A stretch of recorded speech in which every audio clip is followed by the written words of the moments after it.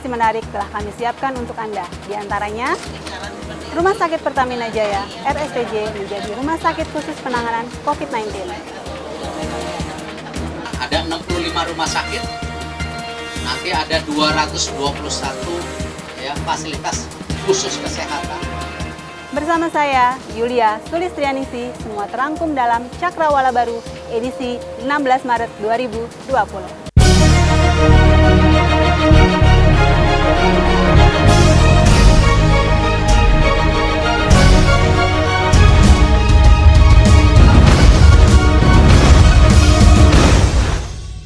Menteri Badan Usaha Milik Negara Erick Thohir didampingi Wakil Menteri BUMN 2 Kartika Wiroatmojo dan Direktur SDM Pertamina Kus Hartanto melakukan kunjungan untuk memantau persiapan Rumah Sakit Pertamina Jaya sebagai salah satu rumah sakit BUMN yang akan dialihfungsikan menjadi rumah sakit khusus yang menangani penurunan imunitas tubuh.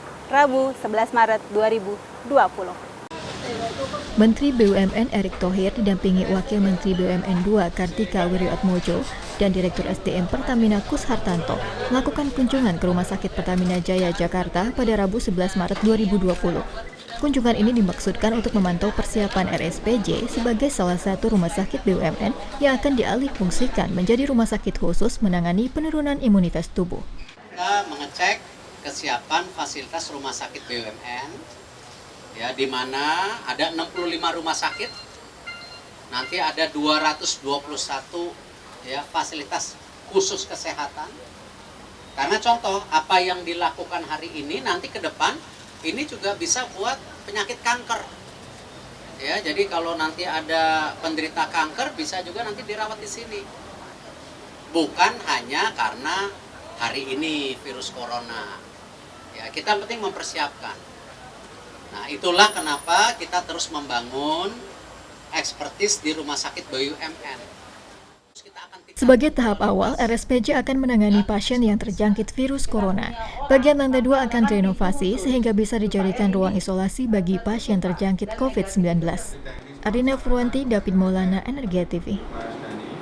Pertamina berkomitmen mendukung program pemerintahan Presiden Joko Widodo dalam mempercepat pembangunan desa. Hal itu disampaikan pada saat rapat kerja percepatan, penyaluran, dan pengelolaan dana desa tahun 2020. Provinsi Jawa Barat di Sentul International Convention Center Bogor, 2 Maret 2020. Pertamina berkomitmen mendukung program pemerintahan Presiden Joko Widodo dalam mempercepat pembangunan desa.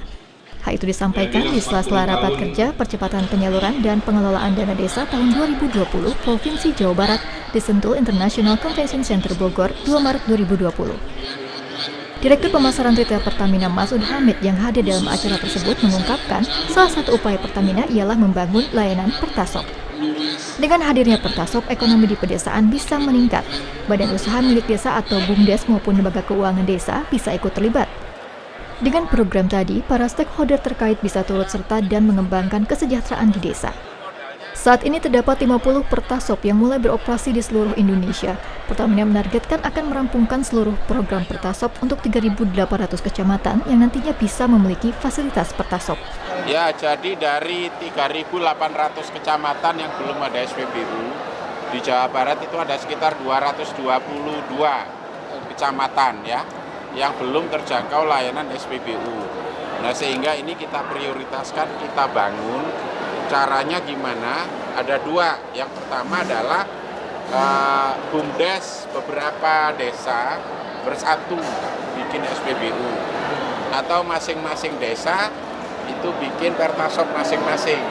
Nah, syaratnya cuma satu. Sepanjang jalan ke desa itu bisa dilewati mobil tangki kapasitas 8.000 liter. Karena ini untuk supply gitu ya. Jadi kalau itu bisa, nanti kita daftar. Tadi Pak Gubernur juga sudah menyampaikan bahwa akan segera menindaklanjuti ini kebutuhan energi di seluruh desa di Jawa Barat. Dan saya sangat terima kasih atas kedatangan saya ke Bogor, ke Sentul. Saya udah mengetahui barusan dari Pak Gubernur ada program dari Pertamina Pertasop.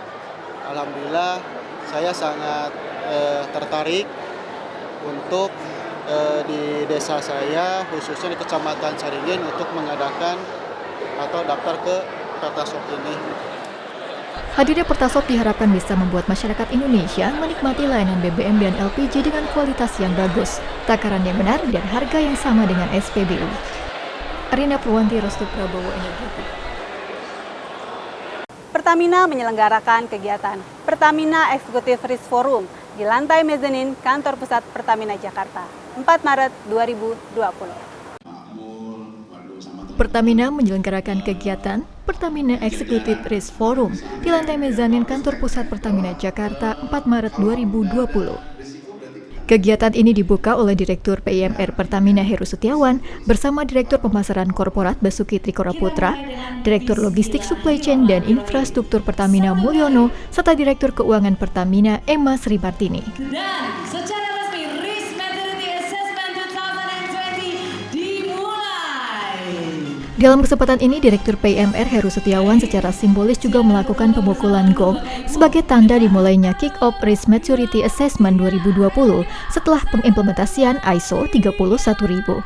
Pagi ini kita mengadakan workshop Enterprise Risk Management dihadiri oleh BOD dan juga seluruh direksi dari anak-anak perusahaan dan senior management dari SVP dan VP level. Pagi ini kita ingin mengaktifasi awareness dan juga kesadaran atas mengelola resiko dengan baik. Baik itu dari mulai lini bisnis sebagai first level, ring of defense, kemudian dari second line, which is itu risk management, dan juga dari third line. Acara ini dihadiri 130 peserta yang terdiri dari direksi Pertamina, mulai dari direksi anak perusahaan hingga jajaran senior vice president dan vice president. Tujuan kegiatan ini sebagai wadah komunikasi efektif antara top manajemen dan insan Pertamina, karena bisnis Pertamina penuh dengan risiko, mulai dari lini bisnis paling bawah hingga level tertinggi. Risk manajemen kita itu sudah melakukan satu sistem manajemen yang proper, karena kita ingin mendapatkan benchmark dari luar, walaupun IRM kita itu sudah mendapat recognize dari dalam dan luar negeri, tapi kita tetap melakukan outward looking dalam rangka untuk kita mencapai best practice dan continuous improvement. Nah, sehingga kita ingin ke depannya IRM kita tuh lebih proaktif, lebih komprehensif, lebih bisa menyentuh seluruh aspek di Pertamina. Namun di sisi lain, kita ingin satu IRM yang bisa mempromot opportunity juga.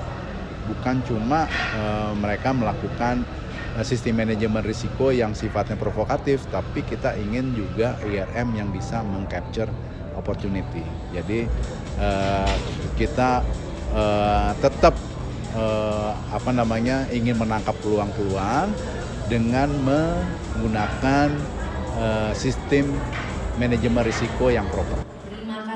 Mengangkat tema Optimizing Value Through Enterprise Risk Management Implementation, forum ini merupakan sarana diskusi untuk membahas bisnis Pertamina masa depan. Arina Purwanti, Andrian Adi Kurnia, Energia TV.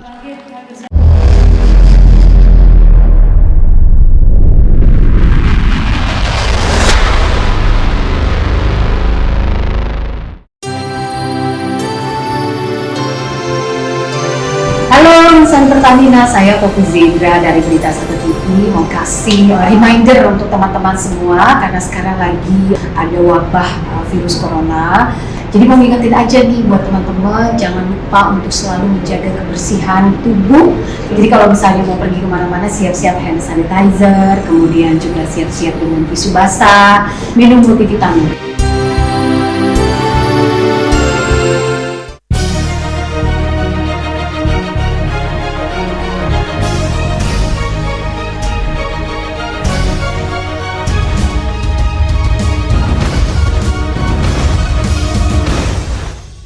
PT Pertamina Persero mengadakan sosialisasi mengenai pedoman rapat umum pemegang saham RUPS untuk anak perusahaan Pertamina di lantai mezanin Gedung Utama Kantor Pusat Pertamina, 3 Maret 2020. PT Pertamina Persero mengadakan sosialisasi mengenai pedoman rapat umum pemegang saham RUPS untuk anak perusahaan Pertamina di lantai mezanin Gedung Utama Kantor Pusat Pertamina 3 Maret 2020. Kegiatan ini diikuti para korporat sekretari anak perusahaan Pertamina. Dalam kesempatan ini disampaikan mengenai skema penyusunan persetujuan hingga publikasi RUPS. Ini adalah forum dari semua anak perusahaan. Ya. Ini kita adakan periode sebenarnya. Dan untuk periode yang terakhir ini di tahun 2019 sebenarnya ini adalah kaitan dengan persiapan kita untuk RUPS tahunan ya dari semua anak-anak perusahaan. Jadi setelah mereka selesai dengan semua laporan keuangannya, maka sesuai dengan undang-undang PT, mereka harus melakukan RUPS tahunan untuk. Dalam RUPS tahunan ini, anak perusahaan harus membuat laporan keuangan dan disahkan dalam RUPS. Dengan sosialisasi ini, diharapkan bisa didapatkan jadwal pasti RUPS setiap anak perusahaan serta menjadi sarana koordinasi pihak-pihak terkait. Adina Purwanti, Andrian Adi Kurnia, Energia TV. Terima kasih. Wassalamualaikum warahmatullahi wabarakatuh. Direktur Utama Pertamina, Nike Widiawati, beserta jajaran Direksi Pertamina melakukan kegiatan diskusi bersama para pimpinan redaksi media massa nasional di Rumah Imam Bonjol, Jakarta, 6 Maret 2020. Selaku Direktur Utama Pertamina pada malam. Direktur Utama Pertamina Nike Widiawati beserta jajaran Direksi Pertamina melakukan kegiatan diskusi bersama para pimpinan redaksi media massa nasional di Rumah Imam Bonjol, Jakarta, 6 Maret 2020. Dalam kesempatan tersebut, Nike Widiawati dan direksi lainnya menyampaikan bahwa Pertamina meningkatkan investasi hingga 84%. Pertamina juga menargetkan mengebor 411 sumur atau meningkat 17% dibanding tahun 2019 yang tercatat 351 sumur.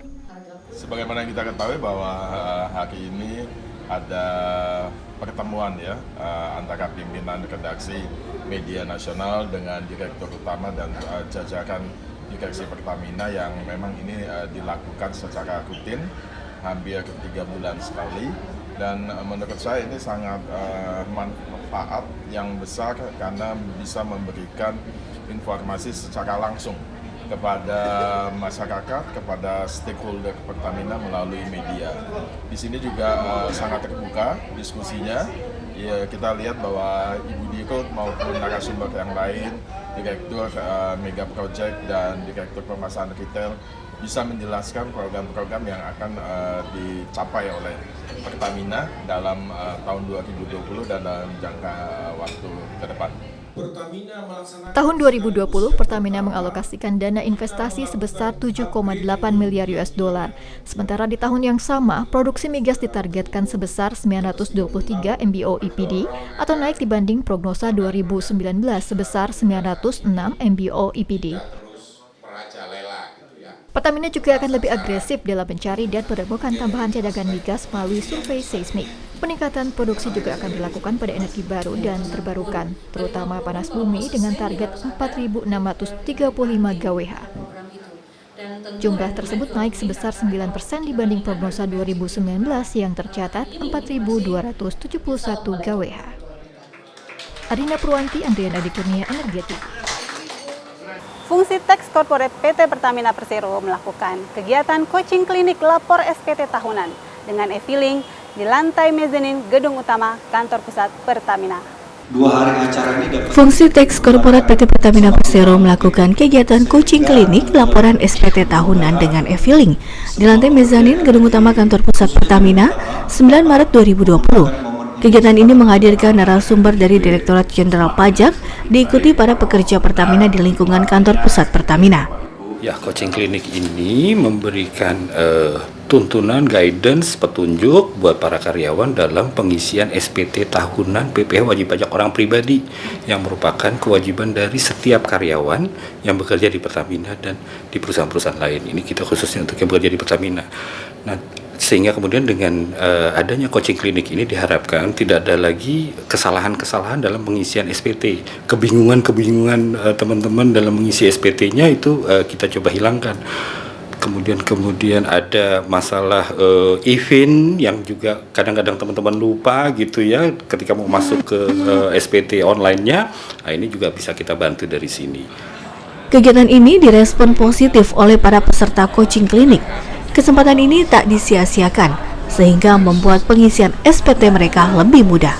Saya rasa Pertamina sebagai perusahaan menuju kelas dunia ini sudah cukup bagus banget. Kita udah beberapa tahun terakhir bekerja sama dengan Direktorat Pajak ya. Jadi pekerja-pekerja yang kurang paham, yang kurang mengerti, kayak bisa kita salah-salah ngisi gitu, kita bisa langsung nanya, langsung coaching klinik, langsung ngisi langsung di sini tuh bagus banget. Jadi kitanya nggak salah-salah segala macam. Jadi bagus sih menurut saya. Arina Purwanti, Restu Prabowo, Energia TV.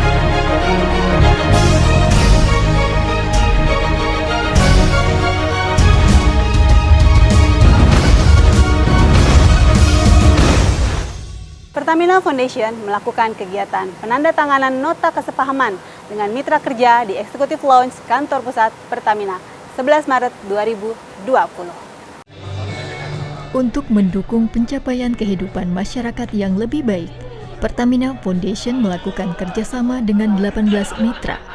Kerjasama tersebut diwujudkan dalam penandatanganan nota kesepahaman atau MOU di Executive Lounge Kantor Pusat Pertamina Jakarta 11 Maret 2020. Para mitra yang hadir diantaranya Kementerian Desa, Pembangunan Daerah Tertinggal dan Transmigrasi, Badan Nasional Pengelola Perbatasan, Pemerintah Kabupaten Kebumen, Dian Sastro Foundation, Jakarta Post Foundation, Hope Worldwide Indonesia, Universitas Indonesia, Universitas Gajah Mada, Universitas Pertamina, dan BINUS Jakarta. Sementara mitra internal dari Pertamina Group yaitu PT Pertamina EP, PT Pertamina Geothermal Energy, PT Pertamina Gas, PT Pertamina EP Cepu, PT Pertamina International EP, PT Pertamina Patraniaga, PT Pertamina Retail, dan Corporate Secretary Pertamina Persero. Penandatanganan dilakukan oleh Presiden Direktur Pertamina Foundation Agus Masud dengan para mitra, disaksikan oleh Direktur Perencanaan Investasi dan Manajemen Risiko PIMR Pertamina Heru Setiawan, sekaligus sebagai Dewan Pembina Pertamina Foundation. Prinsipnya kita ingin menciptakan channel baik dari sisi sumbernya, sumber bantuan, maupun channel-channel bantuan. Jadi Pertamina nggak haruslah berjalan sendiri, bisa kerjasama dengan pihak-pihak lain yang memiliki kompetensi dan memiliki passionate supaya itu bisa sampai kepada yang atau bisa perkembangan tepat sasaran dan sesuai dengan yang diharapkan. Dalam kesempatan ini, Pertamina Foundation juga memberikan program beasiswa melalui VF Prestasi, di mana program ini untuk sarjana S1 dan vokasi untuk beasiswa Pertamina. Yang pasti senang banget dan sangat membantu sih, soalnya kan sebagian besar dari penerima memang bukan anak Jabodetabek ya, jadi kita punya kos yang lebih besar untuk transport dan lain-lain, terus kita juga harus adaptasi dan lain-lain gitu. Jadi benar-benar sangat bantu itu pertama. Terus yang kedua memang karena ini bukan cuma dalam bentuk dana, tapi juga ada bentuk pelatihan nantinya, jadi kita sangat senang karena banyak soft skill yang akan kita dapatkan. Pada tahun 2019, program PF Prestasi diberikan untuk 153 mahasiswa dari 9 perguruan tinggi di Indonesia. Mereka mendapatkan beasiswa berupa uang SPP, uang saku, dan program pengembangan soft skill serta leadership. Arina Purwanti, Ismail Saleh, Energia TV. PT Pertamina Persero melakukan pengecekan suhu tubuh dalam rangka meningkatkan kesiapsiagaan dan antisipasi virus corona di Gedung Utama Kantor Pusat Pertamina, Jakarta, 28 Februari 2020. PT Pertamina Persero menempatkan sejumlah petugas kesehatan di lingkungan perusahaan guna mengantisipasi penyebaran virus corona. Tim medis ini bertugas memeriksa suhu tubuh seluruh pekerja dan tamu yang akan masuk, Pengecekan tersebut sudah berlangsung sejak 2 Maret 2020. Petugas kesehatan dari Rumah Sakit Pertamina Jaya disiapkan pada tiap pintu masuk gedung, meliputi gedung utama, gedung perwira 2, gedung perwira 4, gedung perwira 6, serta gedung aneks. Standar dan prosedur Health Safety, Security and Environment HSSE perusahaan menjadi hal yang dikedepankan. Pertamina dalam kasus ini harus melindungi pekerja dan tamu yang berada di lingkungan operasi perusahaan, termasuk memastikan mereka aman dari penyebaran virus COVID-19. Selain pemeriksaan suhu tubuh, Pertamina juga mensiagakan petugas medis di klinik yang terletak dalam area kantor pusat. Arina Purwanti, Andrian Adi Kurnia, Energi TV. PT Nusantara Regas melakukan kegiatan medical evacuation di lingkungan Floating Storage Regasification Unit FSRU Nusantara Regas, Jakarta pada 4 Maret 2020. PT Nusantara Regas melakukan kegiatan medical evacuation di lingkungan Floating Storage Regasification Unit FSRU Nusantara Regas, Jakarta pada 4 Maret 2020. Kegiatan ini bertujuan untuk mempersiapkan personil PT Nusantara Regas agar siap tanggap darurat dalam menghadapi situasi-situasi mara bahaya. Diikuti para stakeholder yang terlibat dalam operasi PT Nusantara Regas saat ini diantaranya KRU FSRU, pihak agen dan rumah sakit. Kita melaksanakan ini rutin, jadi sesuai dengan peraturan itu 1 bulan 1 kali.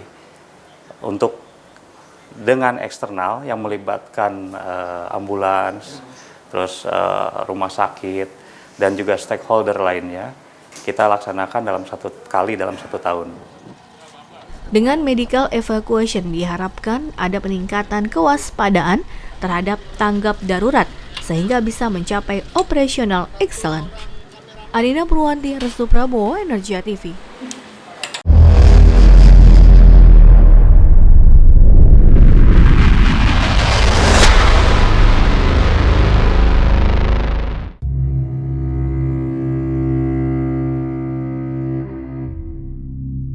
Perlahan tapi pasti, ku hapus pandangan sebelah mata mereka yang bilang ku tak mungkin berkarya. Akan ku ganti dengan asa yang selalu ku genggam erat dalam setiap sapuan kuas ini. Bersama Pertamina, keindahan dalam diriku berhasil hadir dari sebuah keterbatasan. Mimpiku, karyaku jadi nyata.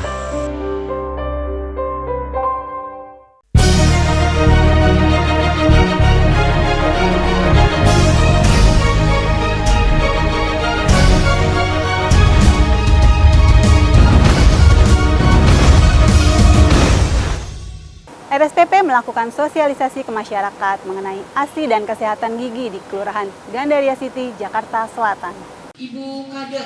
Rumah Sakit Pusat Pertamina bekerja sama dengan Puskesmas Kecamatan Kebayoran Baru mengadakan sosialisasi pentingnya ASI. Kegiatan ini berlangsung pada Kamis 12 Maret 2020 di RW 11 Kelurahan Gandaria Utara. Tujuan dari acara ini ialah menambah pengetahuan ibu hamil dan sedang menyusui, kemudian hal-hal apa saja yang harus diperhatikan, mulai dari kesehatan gigi, mulut, lalu saat menyusui nanti. Kenapa sih seberapa pentingnya? Karena banyak sekali bayi-bayi yang ternyata menjadi kurang gizi, atau pada kita ngelihat di kartu menuju sehat itu ada grafik ya Mas mengenai berat badan dan tinggi badan anak, tumbuh kembangnya ternyata kurang baik. Ternyata problemnya hanya sesepele karena menyusui, itu banyak sekali gitu loh. Jadi banyak sekali juga dokter-dokter anak yang akhirnya concernnya lebih ke bagaimana nih menyusuinya, akhirnya dikirim ke kita, ke konselor menyusui. Dalam kesempatan tersebut, RSPP menghadirkan Dr. Ria Novitasari selaku konselor menyusui. Ia menjelaskan tentang pentingnya ASI eksklusif dan ASI lanjutan bagi anak hingga usia 2 tahun. Dr. Ria pun memberikan contoh cara pemberian ASI yang benar. Sementara itu, Dr. Gigi Anissa menerangkan tentang pentingnya kesehatan gigi bagi ibu hamil dan menyusui. NS Marta Nainggolan memaparkan mengenai cara merawat bayi prematur dengan metode kangguru. Jadi kegiatan ini yaitu kegiatan kelompok pendukung ibu, di mana memang tujuan dari kegiatan KP Ibu kita sebutnya yaitu untuk meningkatkan cakupan ASI eksklusif. Sasarannya adalah ibu hamil dan ibu menyusui di wilayah. Kegiatan hari ini alhamdulillah banyak banget yang didapat, karena biasanya kan kalau lagi KP Ibu nggak pernah ada dokter ya, jadi dengan kader aja, tapi hari ini alhamdulillah ada dokter, jadi banyak banget info yang bermanfaat. Karena apalagi sekarang yang musim corona, tadi juga dijelasin tentang cara cuci tangan yang baik, dan alhamdulillah kita semua dapat info yang bermanfaat, alhamdulillah. Adina Purwanti, Andriana Di Kurnia, Narja TV. Sebagai upaya meningkatkan keterampilan bela diri, Security Integrated Terminal Jakarta mengadakan ujian kenaikan tingkat sabuk karate di kantor Integrated Terminal Jakarta. Sebagai upaya meningkatkan keterampilan bela diri, fungsi security di Integrated Terminal Jakarta mengadakan ujian kenaikan tingkat sabuk karate di kantor Terminal Integrated Jakarta Rabu 4 Maret 2020. Kegiatan tersebut untuk meningkatkan kejujuran, mempertahankan kebenaran, mempertinggi prestasi, meningkatkan kebugaran dan kedisiplinan. Kenaikan sabuk ini merupakan salah satu motivasi bagi para security untuk memberikan dampak positif dalam mengamankan aset dan kegiatan operasional perusahaan. Tim Liputan Energia TV. Persatuan Wanita Patra, PWP, Direktorat Hulu Pertamina melakukan kegiatan seminar strategi hidup minim sampah dan mengompos di gedung PWP Simpruk, Jakarta. Persatuan Wanita Patra PWP Direktorat Hulu Pertamina melakukan kegiatan seminar strategi hidup minim sampah dan mengompos di gedung PWP Simpruk, Jakarta 4 Maret 2020. Kegiatan ini dihadiri oleh Ketua PWP Direktorat Hulu Pertamina serta insan PWP Direktorat Hulu. Hadir pula komunitas yang memberdayakan sampah sebagai narasumber dari Lab Tanya. Dalam kesempatan ini disampaikan tips dan trik agar hidup minim sampah sekaligus melakukan teknik komposter. Teknik komposter itu sendiri adalah salah satu perangkat penting untuk mengurangi sampah dan memproses menjadi kompos pupuk padat serta cair. Tujuan utama acara ini ialah memberikan informasi dan edukasi kepada insan PWP agar mampu mengelola sampah serta menjaga lingkungan. Adina Purwanti, David Maulana, Energia TV.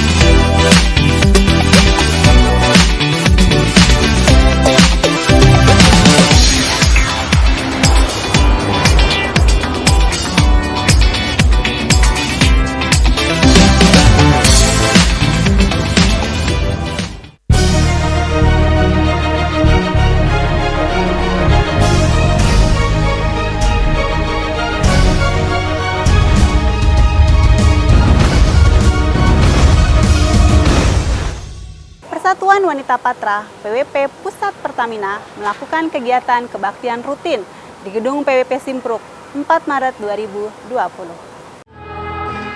Persatuan Wanita Patra PWP Pusat Pertamina melakukan kegiatan kebaktian rutin di gedung PWP Simpruk 4 Maret 2020. Kegiatan ini bertujuan untuk mempertebal keimanan kepada Tuhan. Pendeta Romo Chandra Simamora berceramah mengenai diutus untuk melayani, bukan dilayani. Dalam kesempatan tersebut juga disampaikan, secara natural manusia tidak ada yang mau menjadi pelayan, mereka selalu mau dilayani. Padahal seorang manusia yang merupakan hamba Tuhan harus juga mampu melayani dalam aspek ketuhanan juga keseharian, sehingga bisa tercipta keseimbangan dalam kehidupan. Arina Purwanti, Ismail Saleh, Energia TV. Sejahtera bagi kita. Direktorat Hulu PT Pertamina Persero melakukan pengukuhan jabatan Kamis 27 Februari 2020. Jarod Wahyudianto dikukuhkan sebagai PJ Direktur Pengembangan PT Pertamina EP Cepu. Pengukuhan ini dihadiri dan disaksikan langsung oleh Direktur Hulu Pertamina Darmawan Syamsu. Haryati Sartika, Andrian Adik Kurnia, Energi Ruki. DPRD Provinsi Sumatera Utara melakukan kunjungan kerja ke Pertamina. Kunjungan tersebut dihadiri oleh Eko Cahyadi selaku Vice President Tax Pertamina, didampingi Muhammad Baron selaku Manajer Institutional Relation Pertamina, bertepat di lantai 2 Gedung Perwira 2, Jumat 6 Maret 2020. Dalam kunjungan ini, DPRD Provinsi Sumatera Utara membahas overview pajak bahan bakar kendaraan bermotor atau PBBKB untuk Sumatera Utara periode tahun 2019 sampai tahun 2024. Tim Liputan Energetik.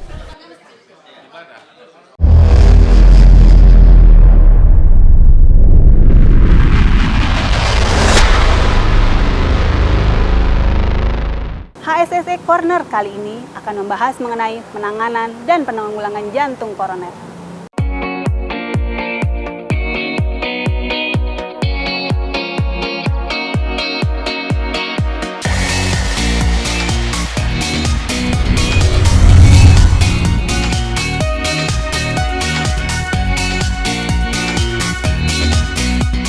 Hai pemirsa, HSSE Corner kembali menjumpai Anda. Saat ini banyak sekali orang awam yang tidak mengetahui serangan penyakit jantung.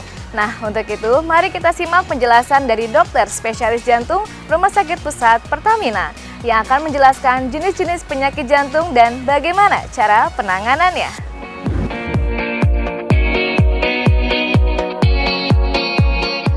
Penyakit jantung koroner itu salah satu penyakit akibat metabolik ya, atau maksudnya pola hidup kita.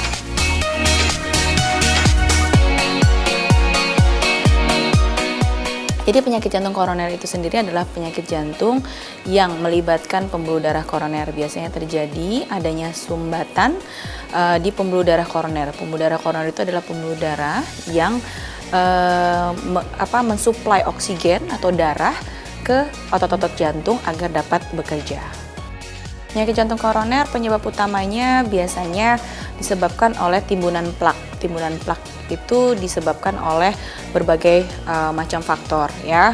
Adapun faktor-faktor risiko yang meningkatkan risiko untuk terjadinya sumbatan plak di koroner itu antara lain adalah biasanya usia. Semakin bertambah usia, jadi semakin rentan. Lalu gender ya, laki-laki lebih sering terkena dibandingkan dengan perempuan yang masih menstruasi aktif karena masih ada estrogen pada wanita-wanita yang menstruasi. Sedangkan selain itu genetik ya, pada pasien-pasien atau individu-individu yang memiliki orang tuanya atau kakak yang memiliki penyakit jantung koroner, dia punya potensi atau risiko lebih tinggi. Nah, yang lainnya adalah seperti hipertensi atau tekanan darah tinggi, diabetes, hiperkolesterol ya, atau dislipidemi kita bilangnya, obesitas atau kurangnya aktivitas fisik.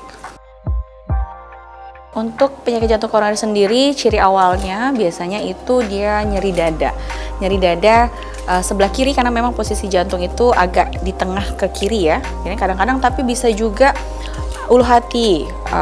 Ulu hati itu tapi dia kalau misalnya kena ke otot-otot jantung yang bagian bawah ya, bisa nyeri punggung ya, punggung kiri ya, menjalar ke lengan kiri, ke rahang, ke leher ya, dan biasanya munculnya itu saat aktivitas.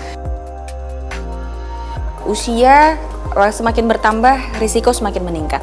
Namun akhir-akhir ini, apalagi di era modern, apalagi di kota-kota besar, di mana istilahnya pergeseran usia untuk penyakit jantung koroner itu menjadi lebih awal, lebih dini. Makanya kenapa biasanya kalau dulu orang-orang terkena penyakit jantung koroner itu sekitar usia di atas 50 tahun, 60 tahun ya. Namun sekarang pasien-pasien dengan jantung koroner itu ditemukan di usia dekade 3-4, 30-40-an. Saat Anda didiagnosa penyakit jantung koroner, yang jelas pasti dokter akan memberikan terapi. Ya, namun terapi atau obat-obatan itu sebenarnya ya tidak bisa berdiri sendiri, harus diimbangi dengan pola hidup kita, ya, pola hidup sehari-hari itu yang sangat menentukan bagaimana ke depannya. Untuk penyakit jantung koroner itu kalau dibilang sembuh total, ya bisa kita katakan sembuh. Tapi apakah dia ada resiko untuk berulang? Sangat ada, ya, sangat. Bahkan pada pasien-pasien yang pernah kena serangan jantung itu risiko untuk terkena serangan jantung ulang meningkat 2 kali lipat. Pola hidup kita juga harus berubah, harus olahraga rutin, ya, makanan harus dijaga, lalu tekanan darah harus dikontrol dengan baik, dengan mengurangi asupan garam atau asupan yang mengandung garam yang tinggi, ya, atau yang instan-instan ya dikurangi gitu. Jadi pola hidup, tidak merokok, ya, minimal direkam jantung atau dilakukan treadmill test atau konsultasi ke dokter jantung untuk diperiksa lebih lanjut.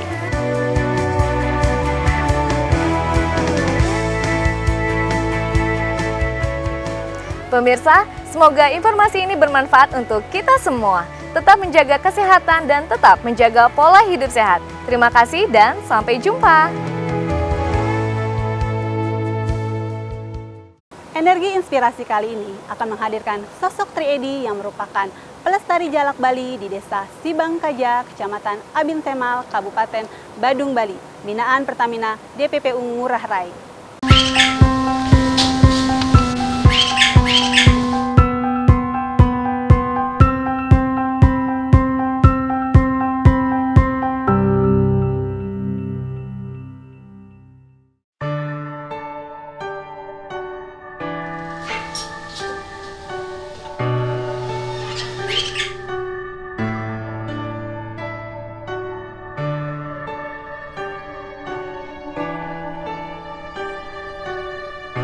Keberadaan burung jalak Bali itu boleh dikatakan hampir punah.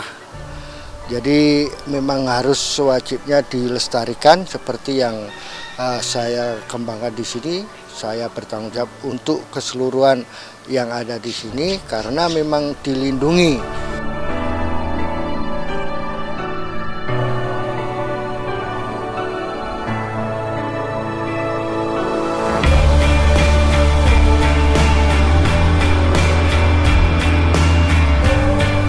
Awalnya memang kita diberikan 1 orang instruktur itu 3 bulan di sini. Di sebagian kelompok belajar dengan instruktur yang diberikan oleh CSR itu. Setelah bisa, itu pun didampingi.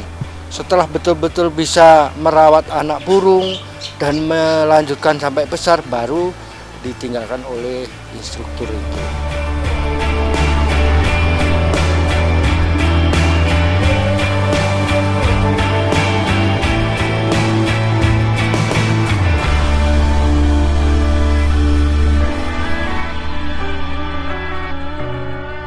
Total awalnya 18 ekor, itu terdiri dari 4 pasang indukan, 5 pasang itu anakan.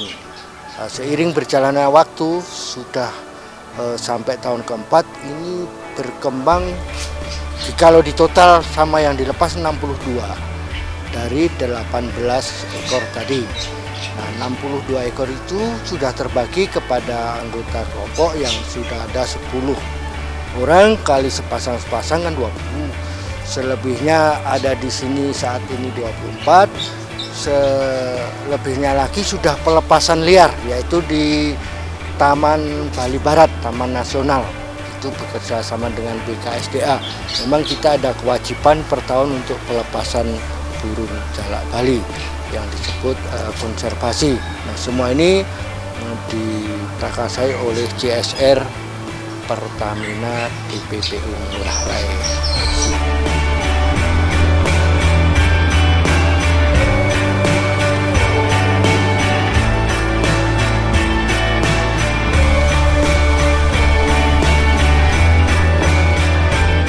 Pada intinya burung jalak Bali ini sebetulnya tidak terlalu sulit untuk dikembangkan. Yang penting jangan sampai stres dan jangan sampai telat pakannya.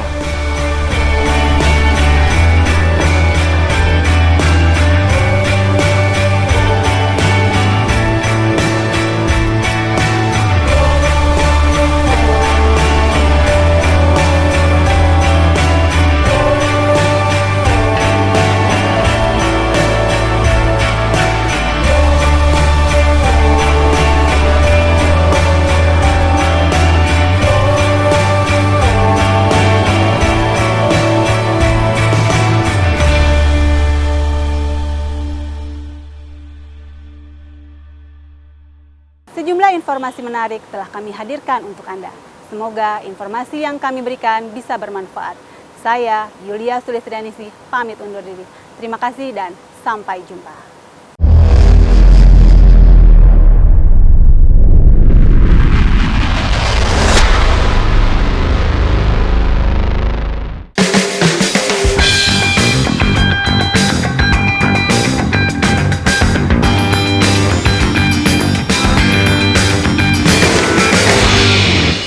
Halo pemirsa, apa kabar Anda? Kembali berjumpa dengan saya Arina Purwanti dalam program Manajemen Insight. Seperti biasa kami akan menghadirkan narasumber pilihan untuk Anda. Dan kali ini saya berada dengan Presiden Direktur PT Pertamina Power Indonesia, Ibu Erni Ginting. Halo Ibu, apa kabar? Baik Mbak Rina. Sehat Bu? Sehat, walaupun ada isu dengan COVID. Kita harus tetap waspada ya Bu, tapi ya. Dan kemudian di perjumpaan kita kali ini tentunya saya ingin bertanya mengenai perkembangan PPI sendiri seperti apa. Tapi sebelum itu mungkin Ibu bisa jelaskan dulu mengenai core business dari PT Pertamina Power Indonesia atau PPI seperti apa kepada pemirsa. Oke, baik Rina. Terima kasih pertanyaannya. Jadi PPI ini adalah Pertamina Power Indonesia, adalah anak perusahaan 100% dimiliki oleh Pertamina yang bergerak di bidang power. Jadi memang core bisnis kami itu adalah menyediakan listrik ya, supaya listrik. Dan seperti kita tahu bahwa kalau berbicara mengenai listrik itu kan kalau di Indonesia kita bicara PLN ya. Jadi mostly sebenarnya bisnis kami adalah di power generation gitu. Nah PPI waktu itu didirikan tahun 2016 itu awalnya memang sebagai satu bentuk untuk men-secure offtake dari gas karena kan Pertamina menghasilkan gas. Nah sesuai dengan perkembangan memang PPI sekarang ini mengkhususkan diri untuk menghasilkan listrik yang berbasiskan energi bersih. Jadi kalau nggak gas, EBT.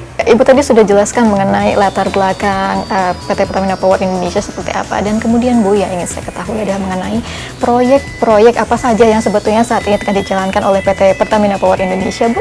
Oke, jadi kita ada satu proyek besar ya, yang mungkin teman-teman sudah pernah dengar namanya IPP Jawa 1.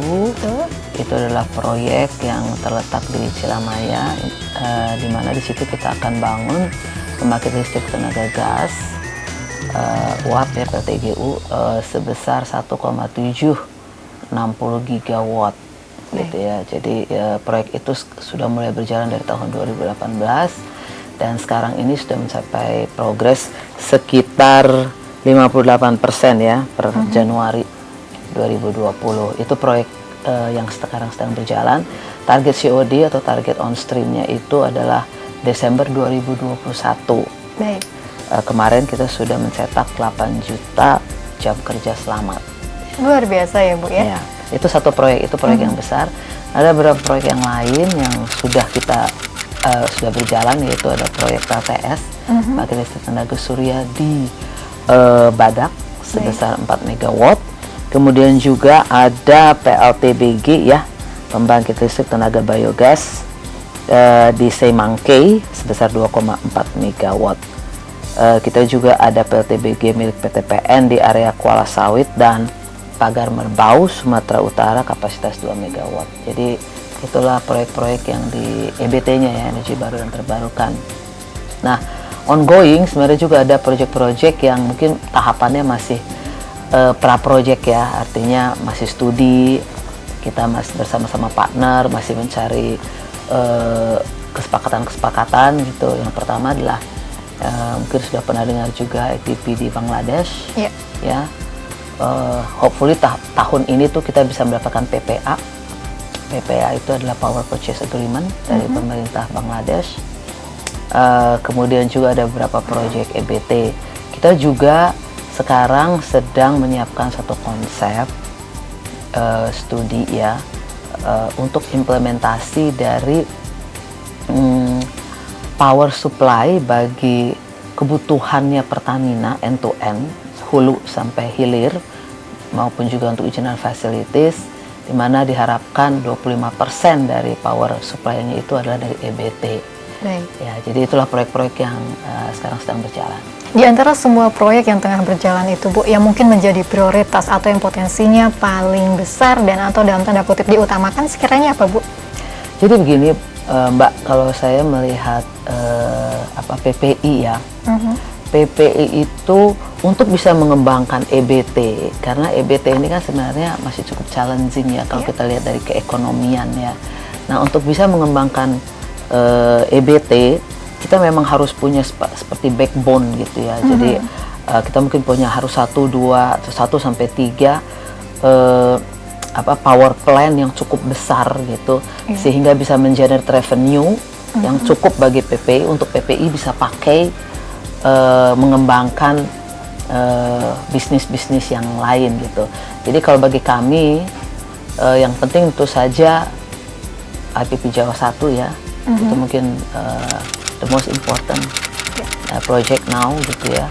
Kemudian juga project Bangladesh kami harapkan, karena tadi saya bilang kita harus punya 1 sampai 2 backbone power plant yang besar ini ya, bisnis power plant yang besar. Nah, proyek yang penting juga bagi kami tentu saja proyek-proyek EBT. Kami sih harapkan sekali bahwa kami bisa mewujudkan 25% supply power untuk kebutuhan Pertamina itu dari EBT, dan itu dijalankan oleh PPI. Baik, kemudian targetnya di masa mendatang seperti apa Bu? Tadi yang sudah Ibu sampaikan ingin menyokong 25% kebutuhan EBT, mungkin ada yang lain Bu? Ya, jadi yang saya dengar kan PPI ini kan ditunjuk menjadi istilahnya holding untuk bisnis powernya Pertamina. Nah, kalau target kami sebenarnya cukup ambisius. Jadi kami itu di tahun 2026 itu mentargetkan portfolio kami itu kami punya 10 gigawatt.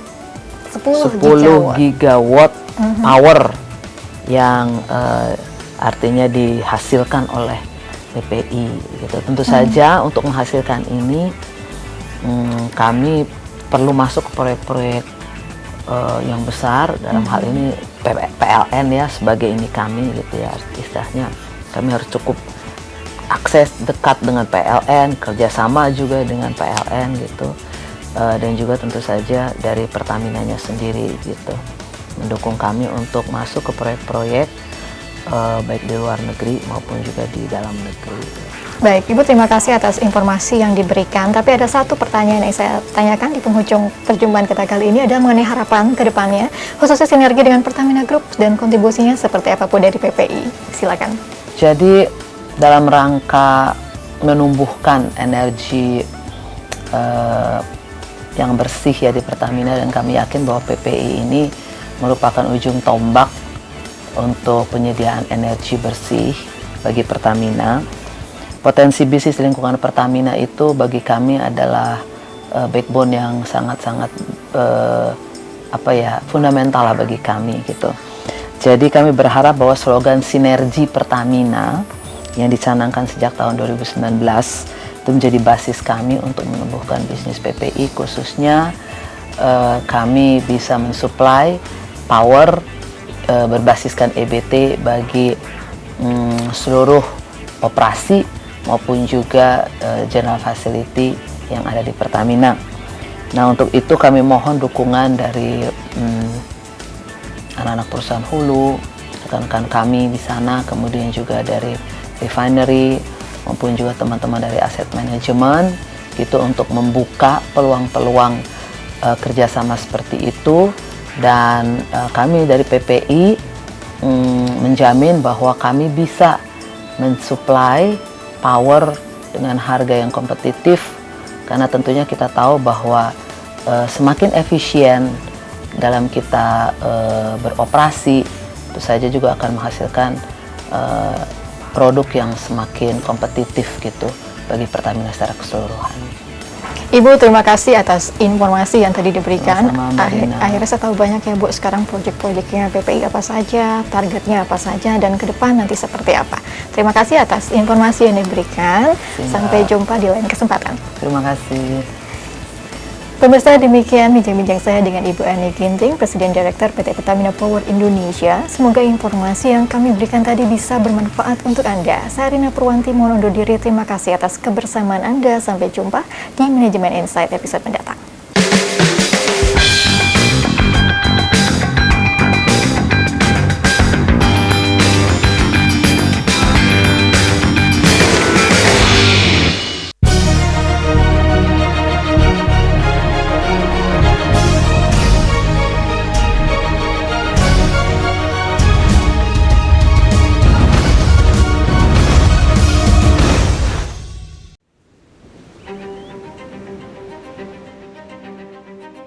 Kebutuhan energi terus meningkat di tengah menguatnya kesadaran untuk menjaga dan menyelamatkan lingkungan demi masa depan manusia. Tantangan yang tak cukup hanya dijawab dengan pencarian dan pengembangan energi terbarukan. Eksplorasi energi konvensional pun juga dituntut berinovasi untuk lebih ramah lingkungan, efisien dalam biaya operasional, dan mampu meningkatkan performa serta hasil yang optimal.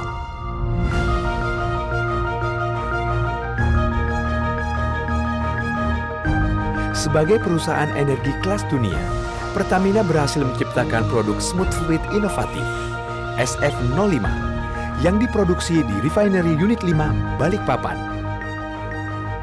SF05 merupakan non-aqueous base fluid yang berperan sebagai bahan dasar pembuatan drilling mud.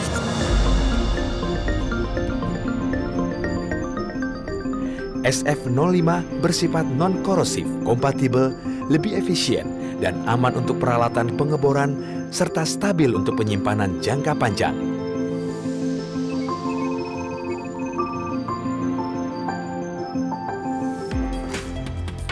Sebelum diaplikasikan dalam pengeboran di dalam dan luar negeri, SF05 menjalani serangkaian uji komprehensif yang menyangkut seluruh aspek ketahanan dan keunggulan kinerja bahan, kesehatan, keamanan, dan keselamatan kerja, serta dampak lingkungan dan kelestarian ekologi. Hasil pengujian menunjukkan bahwa produk SF05 sudah memenuhi standar internasional dan menjadi pesaing baru di antara kompetitor.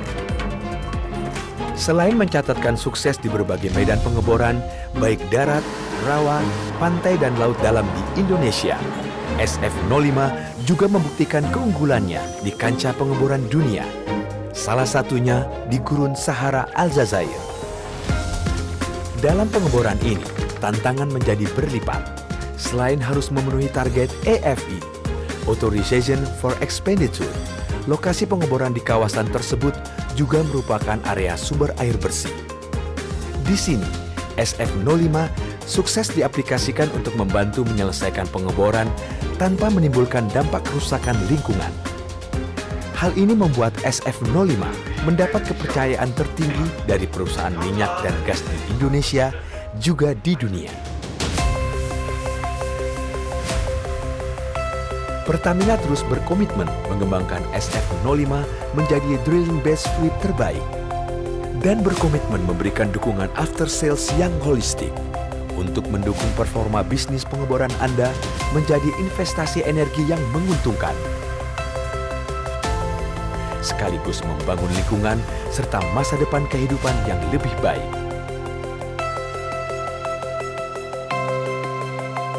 SF05 High Performance Drilling Fluids.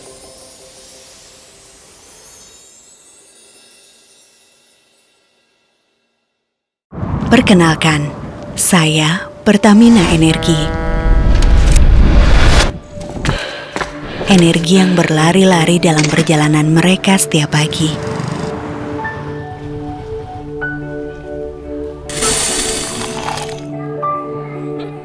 Yang mengantar mereka pergi, pulang, menjalani hari tak kenal henti.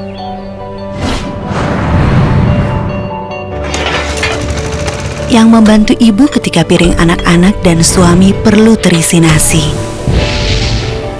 Energi yang lahir dari hangatnya perut bumi, demi nyalanya lentera, juga asa. Saya pun berani menerjang sungai demi berlanjutnya kehidupan untuk kemajuan kita bersama. Selama 62 tahun, Pertamina menggerakkan dan melindungi masa depan semua mimpi dengan energi unggul untuk Indonesia maju.